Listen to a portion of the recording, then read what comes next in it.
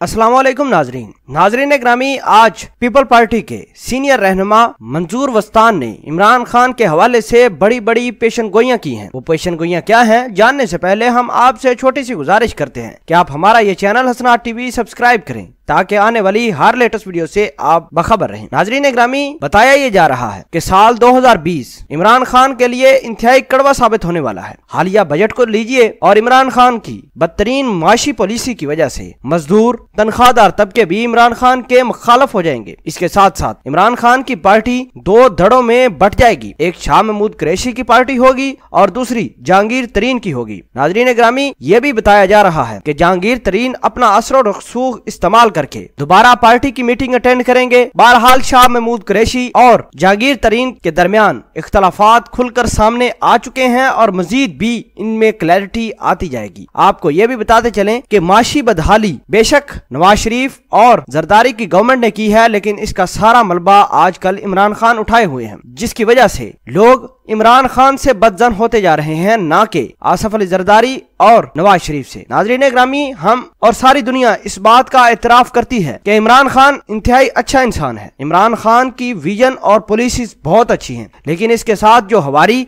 या जो भी इसको मशवरे देते हैं वो इंतहाई लो क्वालिटी और बैड गवर्नेंस की तरफ गवर्नमेंट को ले जाते हैं। नाजरीन ग्रामी, पीटीआई के ऐसे मेंबरान जो आपस में इख्तलाफ रखते हैं, यही साख्त इमरान खान की खराब करने वाले हैं। आइंदा कुछ दिनों में इमरान खान और उसकी पार्टी को मजीद परेशानियां अपनी पार्टी के हवाले से फेस करना होगी। जैसा कि इमरान खान ने इस बात का ऐलान किया था कि बेनजीर इनकम सपोर्ट का प्रोग्राम का नाम तब्दील करके कोई और प्रोग्राम का नाम रखा जाएगा। शाह महमूद कुरैशी मैदान में आए और इसकी भरपूर मुखालफत कर दी। नाजरीन ग्रामी, गवर्नमेंट की पॉलिसीज हैं, वो गवर्नमेंट किस तरह चलाती है, प्रोग्राम को किस नाम किसके अंडर चलाती है, ये गवर्नमेंट की पॉलिसी होती है, किसी एक खास फर्द खास तबके के लिए नहीं होती। इमरान खान पूरे मुल्क के वजीर आजम है और पूरे मुल्क को उन्होंने चलाना है, लेकिन अपनी पार्टी से जब इस तरह की बातें आएंगी तो इमरान खान और उसकी पार्टी को ही महज नुकसान होगा। ये वही लोग हैं जो दूसरी पार्टियों से मिलकर इमरान खान की पार्टी में आए, और हो भी सकता है कि ये इलेक्शन आने पर, वक्त आने पर या मुश्किल वक्त आने पर ये लोग पार्टी छोड़कर किसी दूसरी पार्टी में चले जाएं। बहरहाल इमरान खान की दयानतदारी और उनकी डिक्टेशन पर कोई बंदा सवाल या निशान नहीं उठा सकता, और इमरान खान ने एस्टेब्लिशमेंट के साथ भी लड़ाई कर डाली, और इमरान खान ने एस्टेब्लिशमेंट को